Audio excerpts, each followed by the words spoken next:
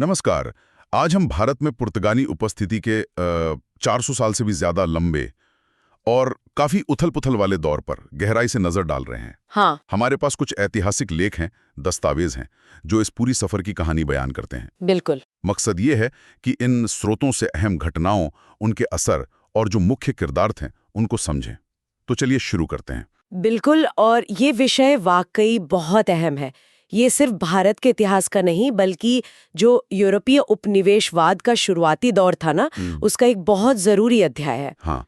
इसमें व्यापार तो था ही, लेकिन जैसा हमारे स्रोत साफ दिखाते हैं, इसमें जबरदस्त संघर्ष भी था, सांस्कृतिक लेन देन भी था, और हाँ, कभी-कभी क्रूरता भी। हाँ। तो इसे सिर्फ एक व्यापारिक यात्रा समझना वो सही नहीं होगा। इसके असर बहुत गहरे थे और लंबे समय तक रहे। तो कहानी शुरू होती है 1498 से। वास्को डी गामा समुद्री रास्ते से कालीकट पहुंचे, जो आज का कोझिकोड है। हाँ, लेकिन जैसा दस्तावेज बताते हैं, हर जगह उनका स्वागत गर्मजोशी से नहीं हुआ। मतलब कुछ भारतीय शासकों ने उन्हें एक पार्टनर की तरह देखा, शायद। हाँ, तो कुछ ने उन्हें एक खतरे की तरह। बिल्कुल। और यहाँ ये समझना दिलचस्प है कि वो समुद्री रास्ते की खोज वो अपने आप में कितनी बड़ी घटना थी। सही। लेकिन जमीन पर पकड़ बनाने के लिए इन लेखों के मुताबिक पुर्तगालियों ने शुरू से ही मतलब बल प्रयोग को जरूरी समझा। अच्छा। हाँ, और इसी सोच के तहत गामा ने वापसी में कालीकट पर हमला भी किया, शहर को नुकसान पहुंचाया, उनके जहाजी बेड़े नष्ट किए। ओहो। इसके ठीक बाद 1503 में कोचीन मतलब आज के कोच्चि में पहला पुर्तगाली व्यापारिक केंद्र बना। ये समझिए उनके दबदबे की शुरुआत थी। तो ये गामा से शुरुआत हुई, फिर कौन महत्वपूर्ण था? हाँ, तो गामा के बाद मंच पर आते हैं अल्फोंसो डी अल्बुकर्क। कई स्रोत तो उन्हें भारत में पुर्तगाली शक्ति का असली संस्थापक मानते हैं। असली संस्थापक? अच्छा। हाँ, उन्होंने 1510 में बीजापुर सल्तनत से गोवा छीन लिया। अरे वाह, ये तो बड़ी सैन्य उपलब्धि थी। बहुत बड़ी। लेकिन स्रोतों में ये भी जिक्र है कि उन्होंने तंबाकू और काजू जैसी मतलब नई फसलें शुरू करवाई। हाँ, ये मैंने भी पढ़ा है। और सती प्रथा पर भी रोक लगाई। ये थोड़े अलग तरह के कदम लगते हैं। है। अगर हम इसे बड़ी तस्वीर में देखें तो अल्बुकर्क की रणनीति सिर्फ किले जीतने तक नहीं थी। उनका लक्ष्य पुर्तगाली नियंत्रण को सामाजिक और कृषि स्तर पर भी गहरा करना था। अच्छा। देखिए, नई फसलें तो अर्थव्यवस्था से जुड़ी थी। हाँ। और सती पर रोक जैसे कदम वो सामाजिक ताने बाने में सीधी दखलंदाजी थी। ये दिखाता है कि उनका इरादा सिर्फ व्यापार नहीं था, वो समाज को भी अपने हिसाब से ढालना चाहते थे। और ये रणनीति फ्रांसिस्को अल्मीडा की ब्लू वाटर पॉलिसी यानी सिर्फ समुद्री रास्तों पर कब्जा रखने वाली नीति उसको जमीनी विस्तार से जोड़ती थी। समझ गया। अल्बुकर्क ने गोवा में इंफ्रास्ट्रक्चर पर भी काम किया, जैसे सड़कें बनवाई, सिंचाई व्यवस्था सुधारी। लेकिन हाँ, कई दस्तावेज ये भी इशारा करते हैं कि मुसलमानों के प्रति उनका रवैया वो काफी सख्त था। अच्छा। और अल्बुकर्क के बाद कोई और अहम नाम? एक और अहम नाम आता है नीनू दा कुन्हा का।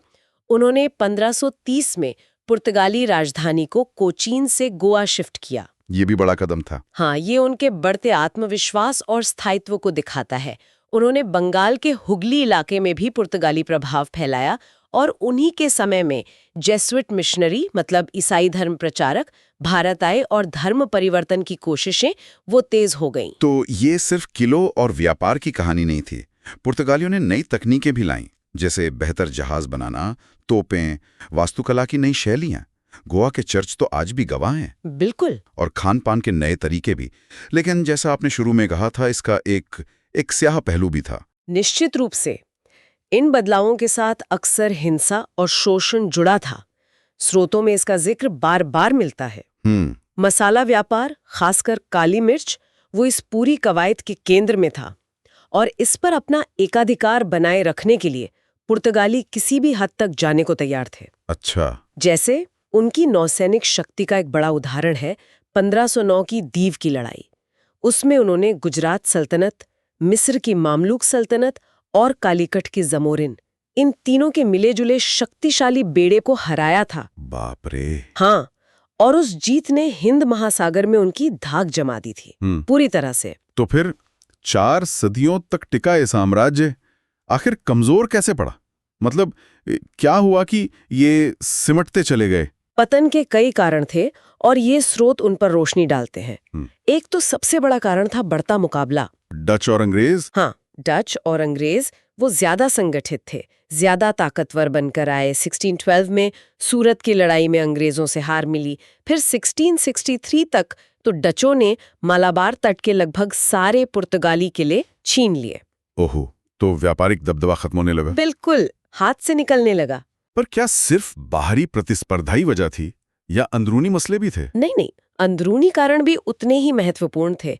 जैसा कई लेख बताते हैं, उनकी धार्मिक असहिष्णुता। वो जेजुइट वाली बात? हाँ, जेजुइट्स की गतिविधियां और हिंदुओं और मुसलमानों के प्रति जो सख्त नीतियां थीं, उसने स्थानीय आबादी के एक बड़े हिस्से को उनसे बिल्कुल दूर कर दिया। नाराजगी बड़ी होगी। बहुत ज्यादा।